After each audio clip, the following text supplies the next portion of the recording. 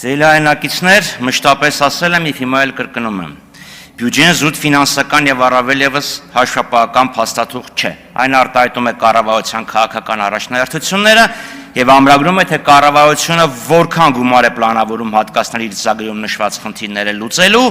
և նպատակներին հասնելու համար։ Բազմաթիվ անգամներ թե գործընկերներս, թե ես կրկնել ենք, որ կառավարության իրականացված ծրագիրը այսօր բացարձակապես որևէ առնչություն չունի նախընտրական ծրագրի հետ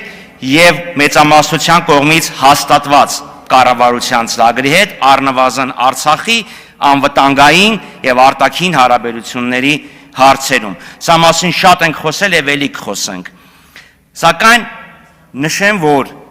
իշխանությունները չեն կատարել նաև իրենց տնտեսական բլոկի խոստումները։ Իդեպ, պարոն նախարար, համընդհանուր բազային եկամուտի մասին իմ հարցը նրա համար չէ, որ ասեի, տեսեք ինչ լավ եմ հիշում, ինչեր եք խոստացել։ Դա նրա համար է, որ ցույց տամ, որ դուք գիտակցաբար աղճատում եք իրականությունը, ավելի ճիշտ ստում եք, թե ընդդիմություն, թե իշխանություն եղած ժամանակ։ Սա այն դեպքն է, որ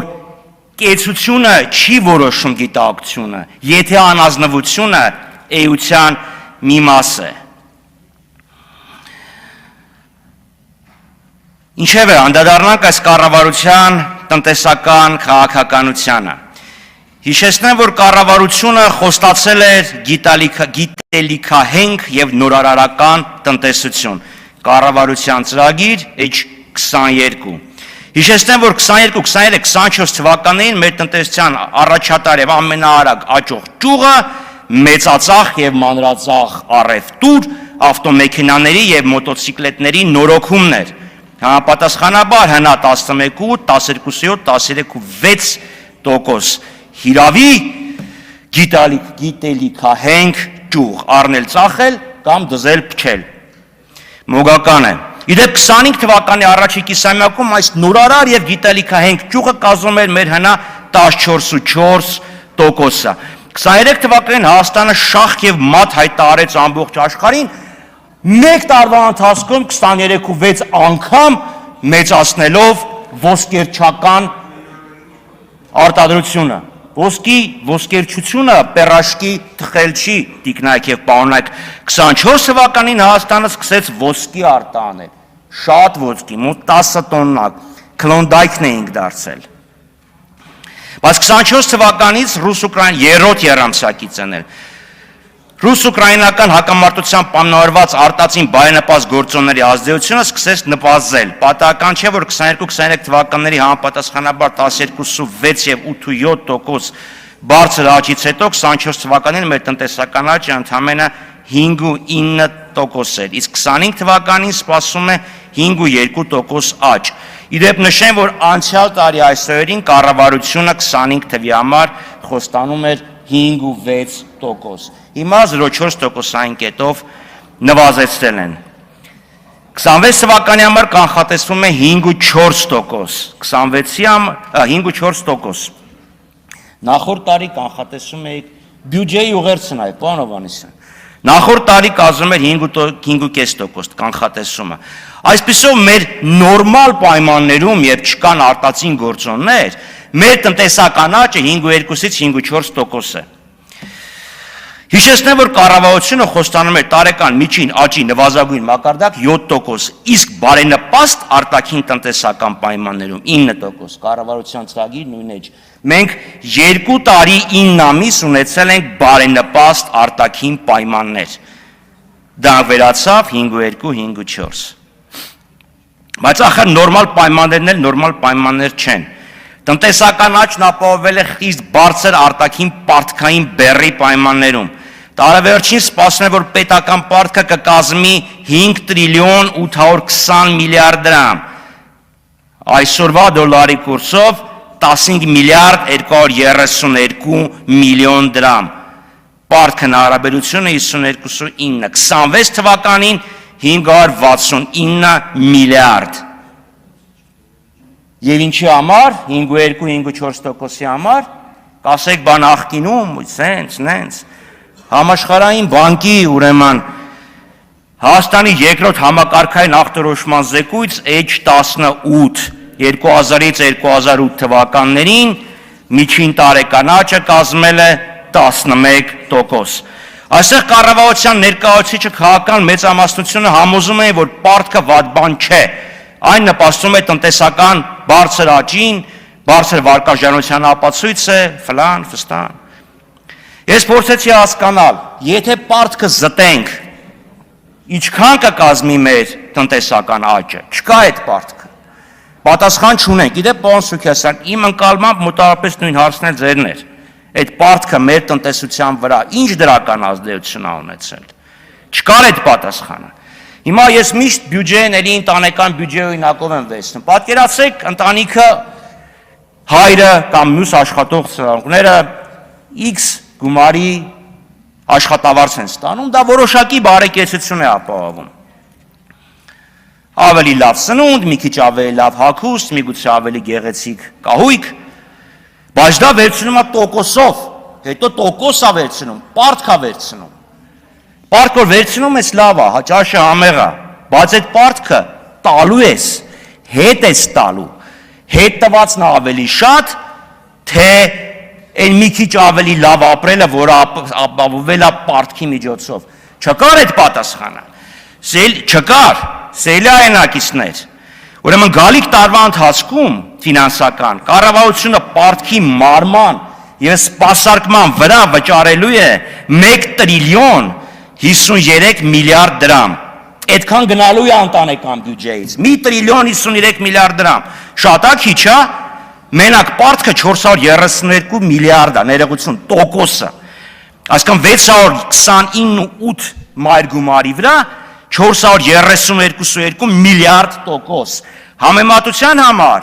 առողջապահության բյուջեն 212 միլիարդ, կրթության 361 միլիարդ,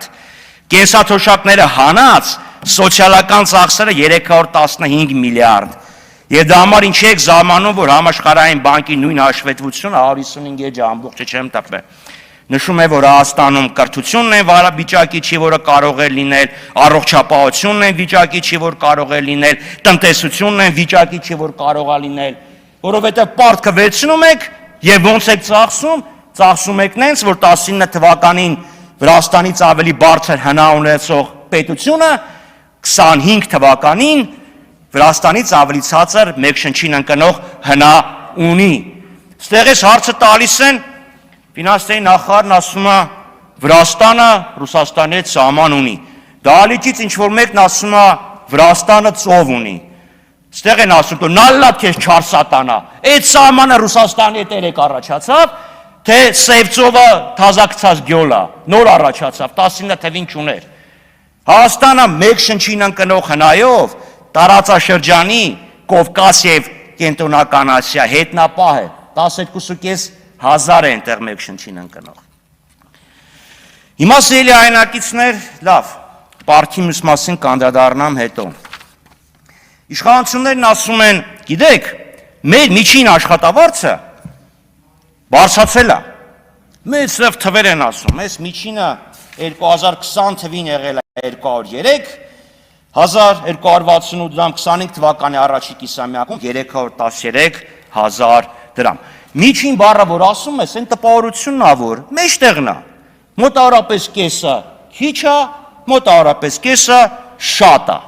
Ես այդ հարցը անցյալ տարի տվեցի պարոն նախարարին, հիշում եք պարոն Հովհաննիսյան, ասեցի դժվար բառ չի, մի հատ դիմեք, պատասխանը կտան, չեմ զլացել, դիմել եմ թե ՊԵԿ եւ թե աշխատանքի եւ սոցիալական հարցերի նախարարություն։ ԱՍՀՆ-ն ընդհանրապես ուղարկել է ՊԵԿ։ Կարծես թե աշխատանքի նախարարը ես եմ, իրանք զբաղվում են վայրի բնության պաշտպանությամբ։ ՊԵԿ-ից ստացվել է շատ հետաքրքիր պատասխան, աշխատավարձերը չունենք, ունենք հարկման բազան, որի մեջ մտնում է արձակուրդայիններ, քաղաքական պայմանագիր եւ աշխատողների թիվներ չունենք, առնենք եկամուտները։